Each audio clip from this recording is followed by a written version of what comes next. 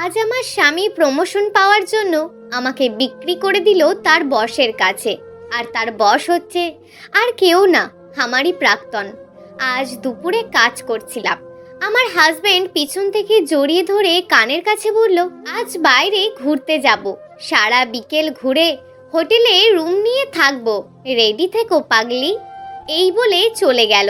তার কথায় আমি অবাক হলাম, কারণ তিনি আমাদের বিয়ের পর মেনেই নেয়নি আমাকে। খুব খুশি লাগছে, তাই তাড়াতাড়ি কাজগুলো করে ফেললাম। কাজ শেষ করে আয়নার সামনে গিয়ে নিজের সাথে নিজেই কথা বলতে লাগলাম। হঠাৎ একটা মেসেজ আসলো, তিনি দিয়েছেন। মেসেজটি একটু সুন্দর করে সাজবে আর বেডের কোনায় একটা ব্যাগ রাখছি, তার মধ্যে শাড়ি রেখেছি, পরে নিও। আমি তাড়াতাড়ি ব্যাগটা নিলাম। ব্যাগ খুলে দেখি নীল শাড়ির ওপর গোল্ডেন কালারের কাজ করা। শাড়িটা এত ভালো লাগলো যা বোঝাতে পারবো না। তার প্রথম গিফট এটা। খুব যত্ন করে শাড়িটা পরলাম। ম্যাচিং কানের দুল, চুড়ি, নেকলেস আর চোখে কাজল, চুল ফুলিয়ে বাঁধলাম। আমি রেডি হয়ে আয়নার দিকে তাকিয়ে আছি, কোনো কিছুর কমতি আছে কি না সেটা দেখছি। তিনি পিছনে এসে দাঁড়ালেন। আয়েশা, তোমাকে তো অত্যন্ত সুন্দর লাগছে, এইবার চলো, বেরোতে হবে, নয়তো লেট হয়ে যাবে। আমিও বেরিয়ে পড়লাম। অনেক জায়গা ঘুরলাম আজ। বিকেল গড়িয়ে রাত হয়ে আসলো। একটা হোটেলে নিয়ে গেল আমাকে। অনেক সুন্দর পরিবেশ। রুম ছিল আমাদের দুজনের জন্য। গিয়েই তো আমি শকড, কারণ বেডে হৃদয় বসে আছে, মানে আমার প্রাক্তন। স্যার, দিয়ে গেলাম, আমার দিকটা একটু ভাববেন প্রমোশন নিয়ে। আপনি কোথায় যাচ্ছেন আর উনি এখানে কেন? স্যারের কাছেই জিজ্ঞেস করে নিও। চলে গেল গেট আটকিয়ে। আমিও গেট ধাক্কা দিতে লাগলাম। আমার এক অজানা ভয়ে কেঁপে উঠল বুকটা। হৃদয় বলল, দরজা ধাক্কিয়ে লাভ নেই। 3 কোটি টাকার বিনিময়ে তোমাকে আমার কাছে বিক্রি করে গেছে তোমার হাজবেন্ড। কথাটা যেন বুকে এসে লাগলো। কি বলছেন আপনি? ঠিকই বলছি। কার সাথে বিয়ে করলে আশু, যে তোমাকে শুধু প্রমোশন পাওয়ার জন্য তার বসের কাছে বিক্রি করে দিল? ছি ছি। কথাটি আমার চারিদিকে ঘুরে ঘুরে বলতে লাগলো। আমার যেন দম বন্ধ হয়ে আসছে, চোখ দিয়ে টপ টপ করে পানি পড়ছে। নিজেকে আজ বোকা মনে হচ্ছে। ছি, কাকে ভালোবাসি আমি? না প্রথম ভালোবাসা ঠিক ছিল, না প্রথম বিয়ে। তারপর বলতে লাগলো, সেদিন যদি আমাদের বন্ধুদের খুশি করতে, তাহলে কিছুই হতো না। আর কি জানো আশু, আমি তোমাকে টাচও করব না, কারণ আমি জানি আজকের পর তোমাকে আমার কাছেই আসতে হবে। তখন ইচ্ছে মতো না হয়। নিকৃষ্ট হাসি দিয়ে হাসতে লাগলো। আজকের পর থেকে এই দরজা পেরোলে তুমি হবে নষ্ট মেয়ে, শুধু সময়ের অপেক্ষা। এই বলে হৃদয় চলে গেল। বাট কাল সকালের আগে আমাকে ছাড়বে না। আসলে সময়টা ছিল কলেজ লাইফের। তখন সে ভালো মানুষের অভিনয় করে আমার সাথে রিলেশনে জড়ায়।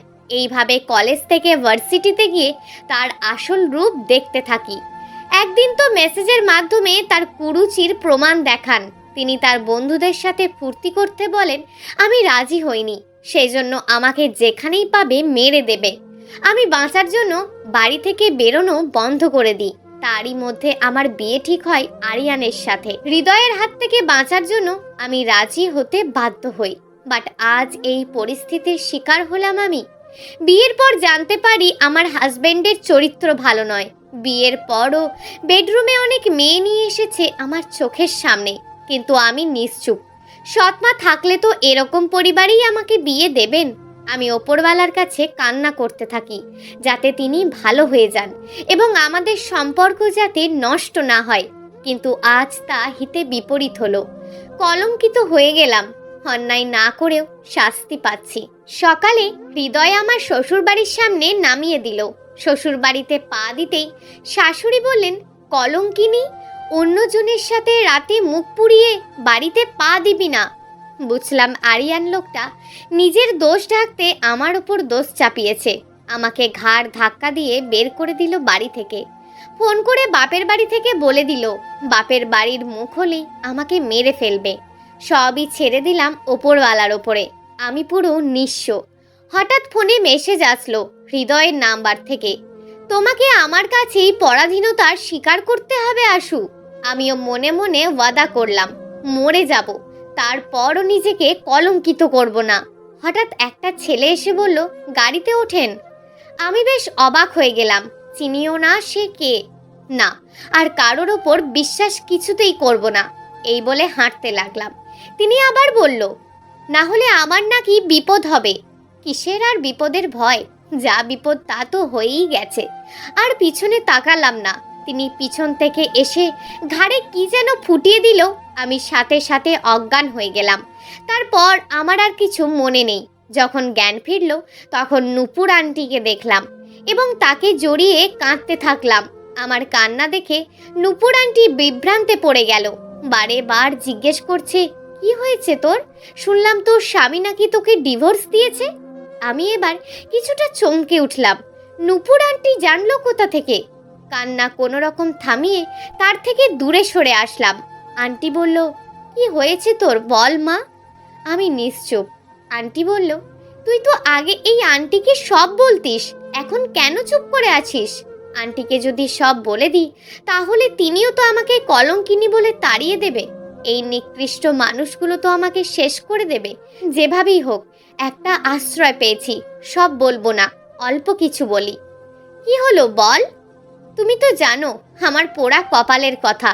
আমার স্বামী আমারই চোখের সামনে অন্য মেয়েকে নিয়ে রাত কাটিয়েছে। আরও অনেক কারণ আছে আন্টি, যা আমি প্রকাশ করতে পারবো না। বাপের বাড়ি থেকে সাফ মানা করে দিয়েছে ওখানে না যেতে। সৎ মায় নাকি আমায় মেরে ফেলবে। আমি কোথায় যাব এখন? আন্টি বলল, আমি থাকতে তুই কোথায় যাবি? আমার কাছে থাকবি। কিন্তু আমি এখানে কিভাবে আসলাম? একটা ছেলে রুমে প্রবেশ করলো। মনে পড়ল, এ তো সেই ছেলে যে আমাকে অজ্ঞান করে কোথায় যেন নিয়ে গেল। কে উনি? নিমেষেই আবার বুকের মধ্যে ভয় হওয়া শুরু করলো। ছেলেটি বলল, আমি এনেছি আপনাকে। আপনি কে? আরে এই আমার ছেলে, যার সম্পর্কে তোর কাছে গল্প করেছি। এই তো কয়েক মাস হলো এসেছে। আমি অসুস্থ ছিলাম, তোকে দেখতে ইচ্ছা করছিল, তো অনেক খুঁজেছি, বাট পাইনি। হঠাৎ তোকে রাস্তায় পাগলের মতন ঘুরে বেড়াচ্ছিলি, তাই ও তোকে অজ্ঞান করে নিয়ে এসেছে। ও, তো তোমরা কেমন করে বুঝলে আমার ডিভোর্স হয়ে গেছে? ছেলেটি বলল, আসলে আপনি অজ্ঞান থাকাকালীন আপনার ফোনে আরিয়ান বলে একজনের ফোন আসে। আমি রিসিভ করি, বাট কথা বলি না। উনি অনর্গল ডিভোর্সের কথা বলে দেন। এই হলো আমার পোড়া কপাল। এজন্যই বলে কোনো কিছু বিবেচনা না করে কোনো কাজ করা উচিত নয়। তুই রেস্ট নে। ওনারা চলে গেলেন। আমার কি করা উচিত আমি বুঝতে পারছি না। সব কি বলে দেব আন্টিকে? কিন্তু তারা যদি ভুল বোঝে তখন কি হবে আমার? এসব ভাবতে ভাবতেই আমার মাথা ব্যথা প্রচণ্ড আকারে শুরু করলো। আসলে হৃদয়ের সাথে সম্পর্ক চলাকালীন নূপুর আন্টির সাথে পরিচয়। একটা ছোট অ্যাক্সিডেন্ট হয়েছিল, তো নূপুর আন্টি আমাকে হাসপাতালে নিয়ে আসেন। আর আস্তে আস্তে গভীর থেকে গভীরে চলে আসে আন্টির সাথে সম্পর্ক। আমার মা নেই, সৎ মা আবার কতটা ভালো হয়, তিনিই আমাকে মায়ের আদর দিয়েছেন। প্রায় সময় কলেজ থেকে আন্টির কাছে চলে আসতাম, তার সাথে অনেক কথা। আন্টি অনেক সুন্দর রান্না করতে পারে, তিনিই শিখিয়েছিলেন। আবার অনেক সময় বাড়ি থেকে খাবার জুটতো না আমার কপালে, তিনি খাইয়ে দিতেন। কেমন জানি মুখ দেখে বুঝতে পারেন আমার কিছু হয়েছে। তিনিই আমাকে হৃদয়ের আসল চেহারা দেখাতে সাহায্য করেছেন। তিনি ডিভোর্সি, তার একটা ছেলেও আছে। তার পড়াশোনার জন্য বিদেশে চলে গেছে। ছেলেটি চান্স পাওয়ার পর ও যেতে চায়নি, আন্টি জোর করে পাঠিয়েছে। যতদূর জানি আন্টির সাথে তার হাজবেন্ডের কোনো সমস্যা ছিল, তা আন্টি কখনো আমাকে বলেনি, এড়িয়ে গেছে। তাকে মাঝে মাঝে খুব রহস্যময়ী মনে হয়। বিকেলে আন্টি রুমে ঘুমাচ্ছিল, হয়তো শরীরটা তেমন ভালো না। আমি ছাদে রেল ধরে দাঁড়ালাম। নীল আকাশে সাদা মেঘ, তার সাথে কিছু পাখি উড়ে যাচ্ছে, দেখা যাচ্ছে সেই দৃশ্য। গাছের পাতা বাতাসে নড়ছে আর আমার কপালে চুলগুলো ছুঁয়ে দিচ্ছে। ইস, বড্ড ইচ্ছে করছে রং তুলায় একটা দৃশ্য আঁকায়। কিন্তু নিমেষেই আবার আগের চিন্তা চলে আসলো। আমার পাশে যে কেউ এসে দাঁড়িয়েছে তা আমি এখন বুঝতে পারলাম। তার থেকে কিছুটা দূরে সরে গেলাম আমি। ছেলেটি বলল, আপনার কথা আমি আম্মুর কাছ থেকে অনেক শুনেছি। আপনার নাম আয়েশা, সবাই আশু বলে ডাকে, তাই তো? জি। আপনার পরিচয়? আমার নাম শুভ্র আহমেদ। পড়ালেখা শেষ করলাম, এবার চাকরির খোঁজের পালা। চাকরি হয়েই গেছে বিদেশে, বাট এই কটা দিন একটু শান্তিতে কাটাতে চাই, তাই আম্মুকে দেখতে এসেছি। ও, তো আম্মুর কথা মনে পড়ে না আপনার? আম্মুকে আমি অনেকবার বলেছি আমার কাছে চলে আসতে, আসেনি। আর তারপর আমি দেশে ফিরতে চেয়েছি, কিন্তু তাও আম্মু ফিরতে দেয়নি। কি জানি কি হয় তার। কি আজব মা, সন্তানকে আসতেও দেয় না, আবার তিনিও যান না, তারপরও এত ভালোবাসে। কেন জানি একটু গোয়েন্দা হতে ইচ্ছে করছে, বাট গোয়েন্দার গও জানি না। কেমন জানি খটকা লাগারই কথা। কি খটকা লাগছে তাই তো? আমারও লাগে মাঝে মাঝে, বাট কিছু বলি না, কারণ আমি চাই না আম্মু আবার কোনো কষ্ট পাক। আচ্ছা, আপনার বাবার কোনো খবর আপনি জানেন? না, কোনো খোঁজ নেননি তিনি আমার। আমি তাকে অত্যন্ত হেট করি, আর তার কথা বলবেন না কেমন? সরি। ইটস ওকে, সন্ধ্যা হবে, ভেতরে চলেন। এই বলে তিনি আগে আগে আর আমি পিছে পিছে যেতে লাগলাম। রাতে খাওয়ার ইচ্ছে না হলেও আন্টি জোর করে খাইয়ে দিলেন, তারপর শুয়ে পড়লাম। কিন্তু ঘুম আর আসলো না।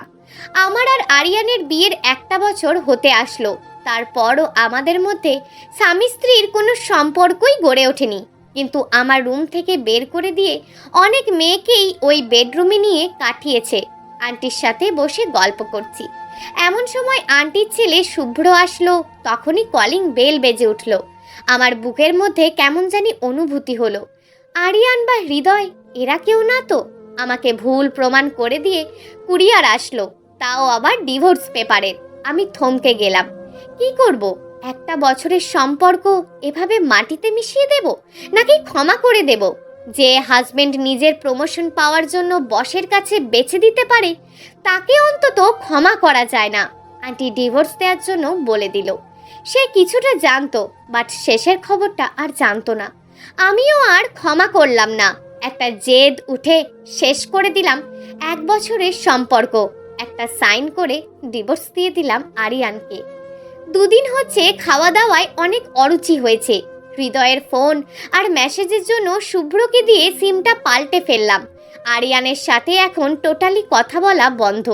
এখন নিজেকে বাঁচার উপযোগী করতে হবে। তাই শুভ্রকে বললাম আমাকে একটা চাকরি ম্যানেজ করে দিতে, কিন্তু আন্টি এতে মানা করছে। কোনোভাবেই বোঝাতে পারছি না আমি তাকে। সে চায় আমি মেয়ের মতন তার পাশে থাকি, বাট এই কথাটা আমায় সায় দিচ্ছে না। শুভ্রও আন্টিকে বোঝাতে পারলো না, তাই এখন বাড়ির রান্নার কাজটা আমি নিয়েছি, কারণ আন্টি এখন অনেক অসুস্থ। বিকেলে বসে বসে ফোন দেখছি। নিউ ফেসবুক আইডি খুললাম, আগেরটা ডিলিট করে দিলাম। হঠাৎ আন্টি এসে হাজির, আমার পাশে বসলো। কিছু বলবে? কিভাবে বলবো?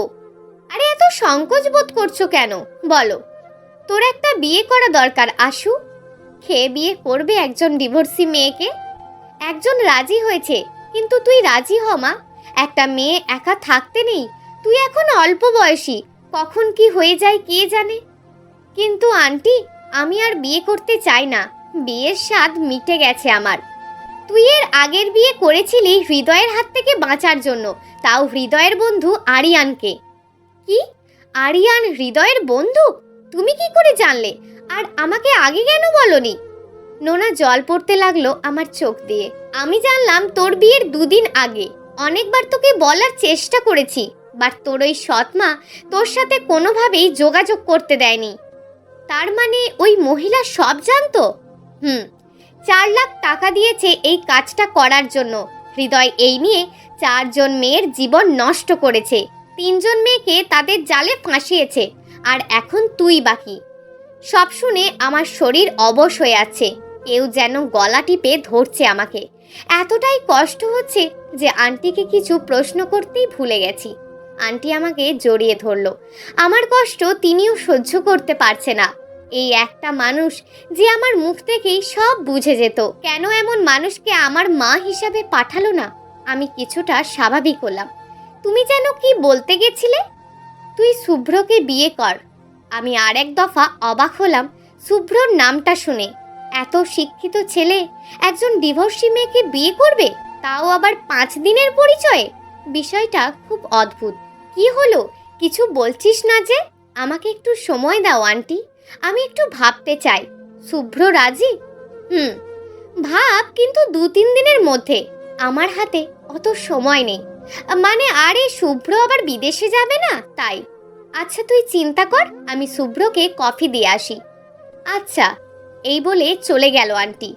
আমার মাথায় হাজার চিন্তার ছাপ দিল। আমার সাথে যা যা হয়েছে তা তো আন্টি বা কাউকেই বলা হয়নি। এগুলো বললে হয়তো রাজি হবে না। এগুলো বলি তাকে, সে তো আমার সাথে ঠিকমতো কথাই বলে না। যখন সবাই ঘুমিয়ে পড়ল তখন আমি তার রুমে গেলাম। রুম একবার খটখটাতেই তিনি